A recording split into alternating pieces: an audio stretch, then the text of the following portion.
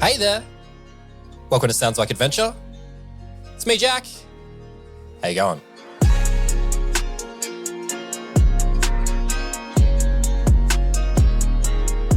Sounds Like Adventure is a fully independent Australian actual play podcast, and you have tuned into Space Like Adventure. This is our current campaign, and it's a sci-fi campaign set in the world of The Expanse. I'm Jack, I'm your DM, and in each and every episode, I'm going to be joined by the following 5 wonderful people. Hi, I'm Kes. Hi, she, her, my pronouns. I play Atea. She is a wannabe CEO who has nothing to lose anymore. Hello, I'm Derek. He, him are my pronouns, and I play as Trevor, the former pro wrestling champion with the heart of gold. Hi, I'm Jazzy. I use any pronouns, and I play Shrike, who is the resident young angsty belter, trying to figure out where she belongs in life. Hi, my name's Arlo. I use he, him pronouns, and I'm playing as Flint Bancroft, a former Martian naval officer with severe daddy issues. Hi, I'm Jacob, he, him pronouns, and I play Mo, former beat cop and current drunken mess. And me, I'm Jack, of course, the DM of this campaign, and my pronouns are he, him, and I play everyone else. So now you know who we are. Let's get into the real story. This is Space Like Adventure, a Sounds Like Adventure actual play all about a ragtag group of misfits overcoming their corporate overlords in The Expanse.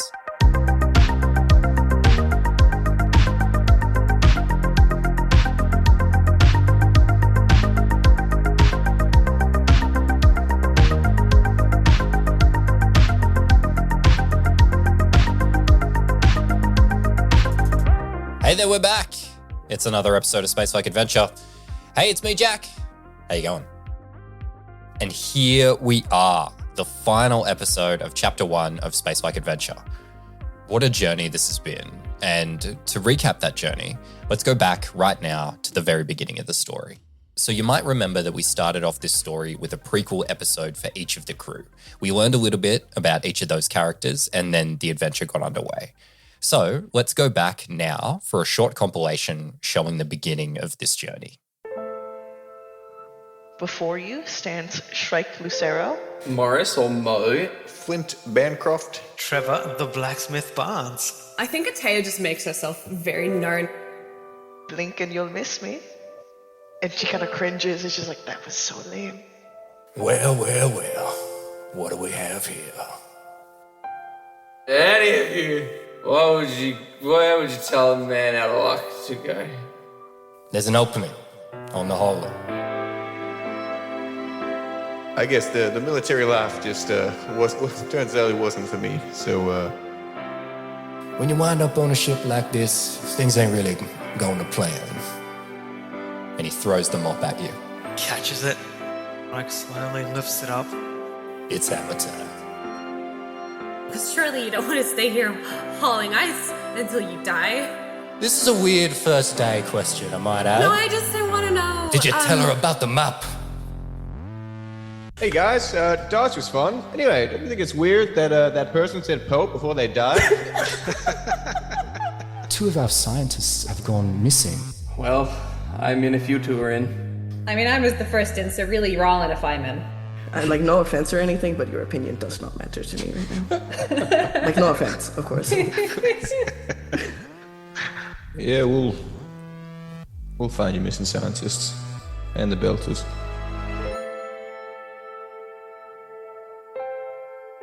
So yes, that one small decision to help the Mormons find their missing scientists and to help Jimmy the Belter find his missing brother led to all of this. They uncovered a vast conspiracy, including a secret research facility hidden in an asteroid and strange human experiments. Now, we're at the conclusion of this chapter of the story. Let's find out what happens.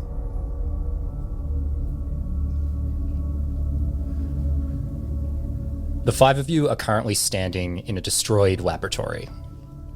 All around you are smashed screens and pods containing dead belters. you're looking at a screen that previously showed the face of Sebastian Pope. But after he triggered a self-destruct sequence, it now shows a 15-minute countdown. Dr. Siri and Franco the Belter are also with you guys in this room, but Mia comes over the comm to you guys. She goes, holy crap, guys, are you seeing this? Something has triggered the self-destruct sequence. Yeah, we see it, Mia. We need a way out. Now, you said there was another ship you were trying to make your way to? Yes, I've found it. I found the other ship. Looks like a Martian ship of some kind is docked down here. I wonder if it was that Martian guy's ship who you guys dealing with before or something. Anyway, it's way in the bowels of the station, though. So this timer says only 15 minutes. You guys are really going to have to hustle. All right. Someone grab Atea and let's go. No time to think. Let's do this. Dr. Matteo chimes in here. He's like, I know where that is, but yeah, we're really going to have to hoof it, eh? So above game, you guys are now entering a skill challenge. So you might remember from several sessions ago, you guys decided to take the hard burn. And I told you that if you did that, you would advance the churn tracker by one whole stage, introducing a new problem. This self-destruct sequence is that problem that you are now currently dealing with. So a skill challenge. Let me quickly explain what this is for you guys. So this is something we're going to borrow from 4th edition of D&D, basically. And it's a way to simulate a cool thing happening that's not in the actual rules and would be kind of tedious to play out. So you guys are going to be all making skill checks to make a mad dash out of the station. It's essentially a type of mini game here. You need to accrue 3 successes before you accrue 3 failures, and the target number in all these checks will be 14. So how this works is you tell me, well, we'll narrate some things, you'll get up to certain situations, then you tell me what skill that you're going to use to try and get past that obstacle. Then you roll against the DC, and then if you succeed, we mark down 1 success, and if you fail, we mark down 1 failure. And if you fail 3 times, there will be consequences. So a bunch of different skills could work. Here's a couple of different ones that I'll give you as examples. So, perception is one. You could be looking for different things, different clues to try and help you get past an obstacle. Then strength is another one. Self-destruct sequences happening. Things are going to start to break and explosions will be going off. So something might fall in your way and block your path. So you could roll strength. You could use intelligence to try and hack a door or something like that and open a door. So those skills definitely will work. There's a bunch of other skills that will work, and it's up to you guys to try and figure out what they are. Now, each person can only roll each skill once. So that is just because, say, Shrike, say you're really good at hacking or something like that. We don't want you to go to every skill and just be like, I hack, and just hack your way through the thing. So you can only hack once, but then if Flint wanted to hack, you could hack, but every person can only do it one time. So yes, 3 successes before 3 failures. If you fail 3 times, there will be repercussions. Does that all make sense? Anyone have any questions? I am still on 1 fortune. Just everyone, just be aware. That's what happens when you throw yourself in front of bullets. That is true. I'm on 9, so we're set. We're good to go. Oh, yeah, you hang on. You sacked all yours to get to 9. Yeah, I was like 6. 2 self-inflicted wounds right there, gang. Self-inflicted? Who was holding that gun? All right. So you guys all round up and take off after Dr. Matteo with him leading you, and you head back out the door that you came through. He takes a left and opens up a maintenance corridor, and you all pile in. And as you're running, a door slams down in front of you, and you can hear the explosions and the shaking of the ship. Matteo says, oh crap, we need to get through here. What are you guys going to do? All right. Mo, can I use my security to find best pathway? As in where would exits be placed, things like that. Yeah, definitely. Go ahead. Navigation style thing. Yeah, give me a security roll. Hell yeah. Trying to beat a 14 on this. That's steep. All right, I don't like that. Oh, how does a 19? 19's good. beat that? Do you want to take those 2 stunt points to improve your next roll in this situation? I will. Nice. Yes, I'll hold those. Great. So yeah, using your security skill there, you're like looking for, you're knowing the general layout of this thing, and you're like, there's usually like a panel here, an access panel, and you like bang the side and this panel pops open. You key in a code that's like you would just know from like standard security operations, like a manual override code, and the door then slides open in front of you guys, and you make it through into the next area here. So you keep heading down this maintenance corridor, and it opens out into an elevator shaft that has an open door. And Mateo runs up and he hits the button. And as he does, there's like a shudder, and you're all shaken as the station quakes, and you feel your mag boots click onto the deck. And he looks at his hand terminal and he's like, God, the asteroid stopped spinning. We're in 0G now. That elevator is not coming. We might need to walk down the wall of that shaft a few floors or something. God, this is going to slow us down. Does anyone have any ideas on how they might speed this up using a skill? I use my security. No, I'm joking. Can I use strength to open the elevator doors, and then we just like float down? That's good. That's Totally. gravity. Yeah. Yeah, give us a strength roll. 18. Hey, that'll do it. No stunt points on that one though. No stunt points. Trevor's just Irish whipping everyone down the elevator. I was gonna say, I've got a Flynn idea for a callback from our first episode. Can we pull off the slingshot routine by going 0G and just slingshotting people down in 0G? I love this. Shaft. Yeah, Trevor's already had the success here on this part of the skill challenge. So yes, we can just do this. I'm happy for you guys to do this. So Trevor, you run up, hands, and just like pure strength. You guys see the blacksmith for a second there in all his glory as he just tears this door apart, pulling it apart, I should say. And then after that happens, you link arms with Flint, and what do you guys do? I guess Flint will like hover in the entrance of the shaft, pitch his idea, allow the crew to decide if they want to participate or if they want Atea to... shakes her head at him.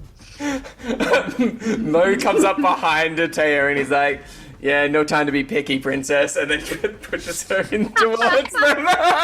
Okay, I'll allow you. I'll make it. That's fine. Yeah. Yeah, I guess I'm holding onto the shaft, still mag booted down in a sense, and I'm gonna slingshot Atea down, who will then have to try and grab something at the lower part of the shaft, and we'll just keep doing that for everyone. All right. She says, "Please be gentle. That's where the wound is." I think Franco grabs on as this is happening, and if Franco floats down with you, and like being a belter and more adept at operating in 0G, they like help break your fall so you don't just slam into the bottom of the elevator shaft at like full force here. So yes, you guys do this again and again, get to the bottom. I think Shrek is probably one of the last people, and you sort of go down with Flint at the same time, again being a belter and being more comfortable in this 0G environment. Great. So yes, you make it to the bottom of the elevator shaft, and Mateo says, all right, it should be right here, and he trails off as you see what he sees. Ahead of you is a closed airlock, and there's a window on through the airlock looking to the other side. And through that window, you can see a storage room ahead that just has a gaping hole showing the vacuum of space. Mateo starts to speak. He's like, oh, God, something's pierced the station. We're going to need to get past this. The airlock's on the other side. And he gestures out the window, and you can see an open airlock on the other side of the gaping hole. He looks around. He says, vac suit's in there. Let's get him out and get in there.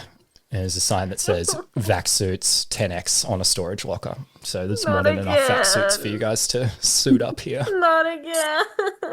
Spacewalk. We are really like circling back to F1, aren't we? Like it's how nostalgic of us to revisit this. Oh God.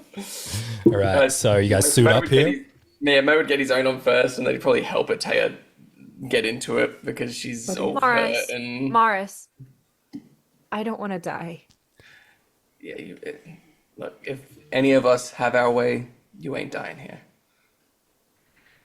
All right, zip me up. So you head into the room, and you guys see the yawning expanse of space. You feel the rumble of the station's self-destruct sequence still unfolding around you. Though in the vacuum of space, you can only hear your breathing and what's going on in the comms. Just a reminder, you guys are in a skill challenge here. So all you have to do is let me know what skill you're going to try and roll to pull this off. Shrek, Business. the hand's rising. What are you going to do? If I could try free fall, would that work in the situation? Absolutely. In what way are you going to free fall? I have no idea. I didn't think that one through. It just works. Okay. So I think perhaps you're going to try and like demonstrate the best way to clear the gap. I think she would do that and try to like physically like show people as well. Yeah. Similar to the previous demonstration. Yeah. This is a bad one if you fail. You know, we were talking about it. What if Shrike was the one that died and then that just lived on your consciousness? The youngest Not one. my baby sister. Shrike and Trevor are untouchable. Look at my roll. 13. That's one less. Forced upwards there. Hold on. How do I do the thing where you can sack fortune. Never done it. You just, how much fortune do you have? 16. Oh, you got plenty then. All you need to do is change that 1 to a 2, costing you 2 fortune. Okay. That happens. I don't want to fail, actually. I don't want to die. Yeah. Awesome. Good stuff.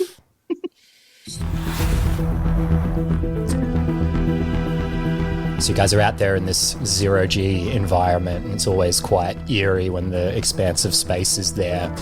And Shrike, I think you just start essentially just passing people across this gap. You probably get Franco over there. You guys are doing like a catch and release situation.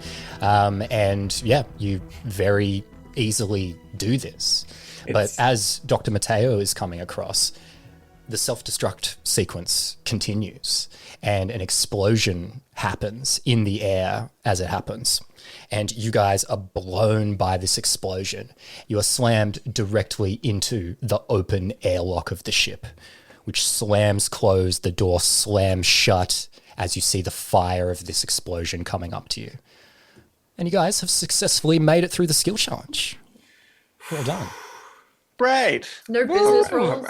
Hey, you could have gone for a business move there. Some leadership, seduction. What's like the pompous one that Flint has? Etiquette.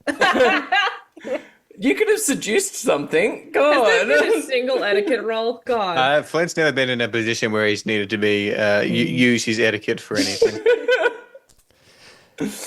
So you guys are in the airlock now, and you hang there for this moment, essentially, where it's just this agonizing couple of seconds. You can feel all these explosions happening around you. You can see these flames licking the outer window of the airlock, and then eventually the airlock cycles open, and Mia is standing there, and she goes, "Thank God, no time to waste. Everyone strap in." Let's go. And Mo will just immediately start running and going to strap in, making sure that everyone is following suit. Yeah, I'll follow suit. Same. Mia looks to Flint before you can strap in, and she says, "Captain, I have no idea how to fly a Martian ship. Come with me." And she drags you to the pilot's chair. Oh.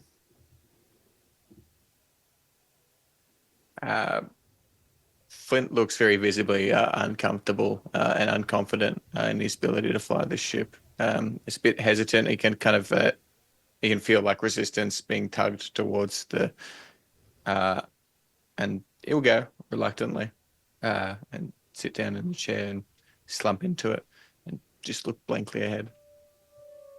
So you sit down and you are overcome.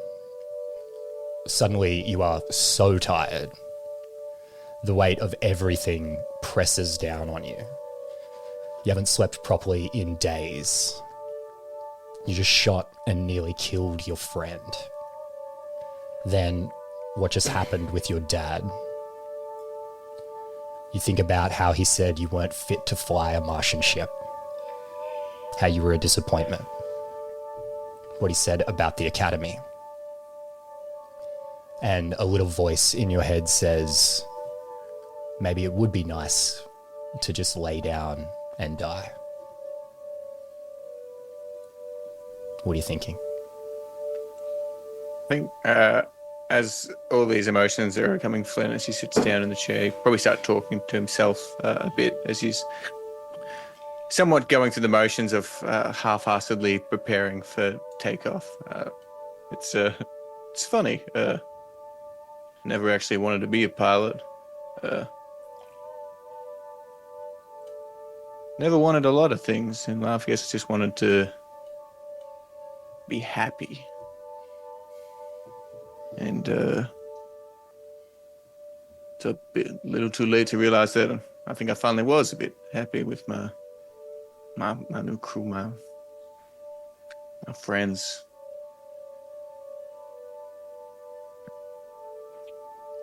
Mo, you sense some uncertainty in Flint at this moment as he says this. You can't get out of your seat. You're in your crash couch. What do you do? You can speak to him through the comms, though. Sorry. Yeah, I think Mo opens a little private channel to Flint and says, "How you doing there, buddy? You got this?" I don't think I do, Mo. I think you do. You're at Junior XO.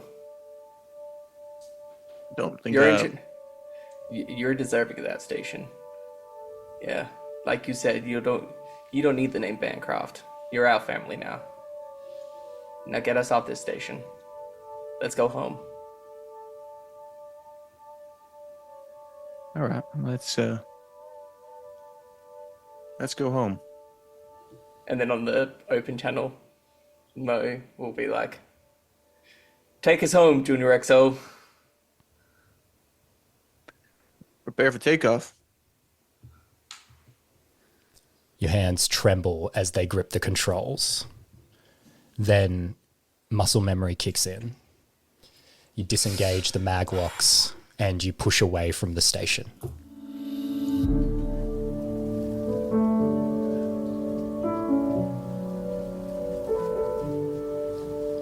The ship slowly drifts away, and a calm grips you. You know exactly how much time you have, and you know you'll get away. Your eyes are drawn to the screen in front of you. The high-tech Martian telemetrics comfort you. But on the screen, you see your friends. Tiny cameras capturing live feeds of their faces. And now I want each of you to describe what Flint sees as he looks down at that panel and sees his friends. Shrike, what do you look like in this moment? God. I was hoping people would go first so I could have time to think of that. I think I just want to call back to maybe earlier in this campaign. Shrike was never sure around Flint. Every time she was around him, she probably had an expression of usually discontent.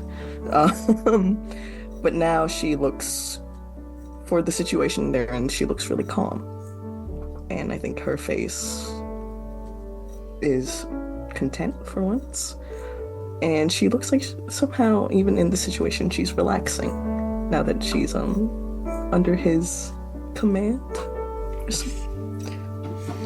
I don't know. Trevor. Do we know where the camera is where Flint is looking at us from? It's right in front of you. You can see it. It's like a little pinprick camera. Trevor's looking dead at the camera and just smiling and just with the face that's proud. He's proud of Flint. Oh. He's like, he realizes all the stuff that his dad said, and he's just kind of like, in the look, he's conveying like, that was BS. Yeah. He never deserved a son like you. Atea. I think when Flint sees Atea, I think no longer does he see an angry, hurt person. I think it's funny. I think maybe for a minute she even looks up and it's almost like she's looking at him. And there's a hesitancy in her face, but there is something past that look underneath it, and the slightest smile of knowing confidence of a future. And Mo. I think he looks at Mo and sees an understanding. He sees someone who understands him and who looked down on him at the beginning, but yeah, an understanding friend, I think.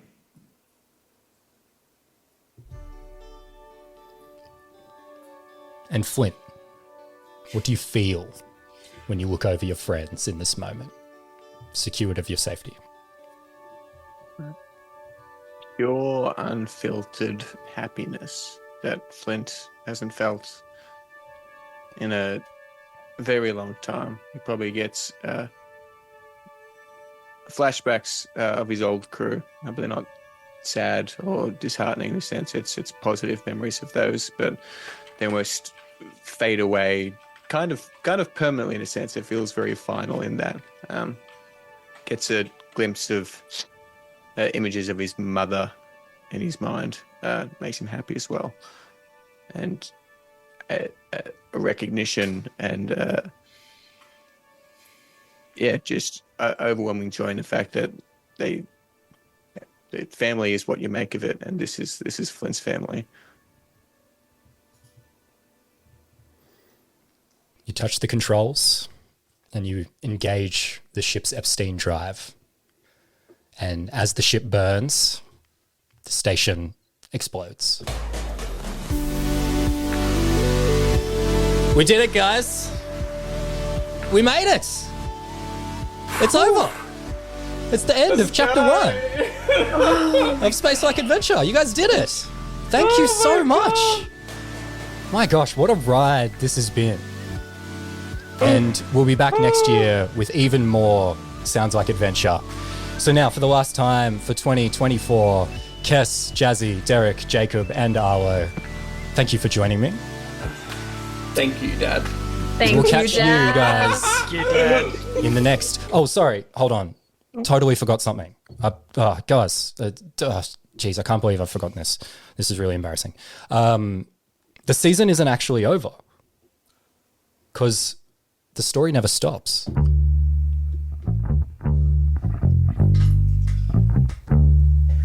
I hate you. The ice hauler known as Abzu's Bounty sits in its berth on Tycho Station. On board, the chief engineer Savine Patel is speaking over the comms. All right, Captain. Look, I'm going as goddamn fast as I can, you know? Got that, the reactor core, the differential actuator. Goddamn thing's actuating differently than it's supposed to do, you know? So I'm trying to do my best over here. All right, I'll let you know. He ends the call and he laughs. He says, that should hold her for a while.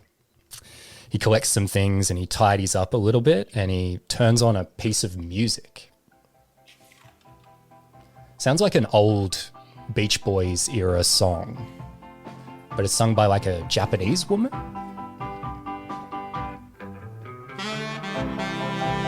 He starts like mopping around and sort of like dancing with the mop a little bit. Wait.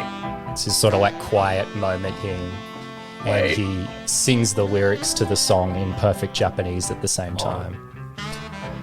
And just as he's about to hit the chorus, the song stops. And a voice says, God, that's terrible. No! Savine turns around and standing in the door to the machine shop is a man in an incredibly crisp suit. Oh. Brilliant white teeth. You suck, Jack. Perfect in every way. Physically. And Sebastian Pope says, hey there, cowboy. You son of a bitch! You suck! And that is the end of Space Like Adventure. Thank you so much, everybody. I really appreciate it. It's been quite a season. We'll be back next year. You son of a bitch. See ya. We're done. We did it. Chapter 1 of Space Like Adventure. It is in the books. We've made it to the end. Congratulations, everyone. Not a great spot for our buddy Savine there. Oh, I hope he's okay. But you'll have to find out if he's okay in Chapter 2 of Space Like Adventure next year. Because this is our last episode of the year. But don't worry, we'll be back next year with even more Sounds Like Adventure craziness. So keep an eye on the feed, because we'll have an announcement coming up about what you can expect next. But hey, with all that in mind, I'll catch you in the next episode of Sounds Like Adventure.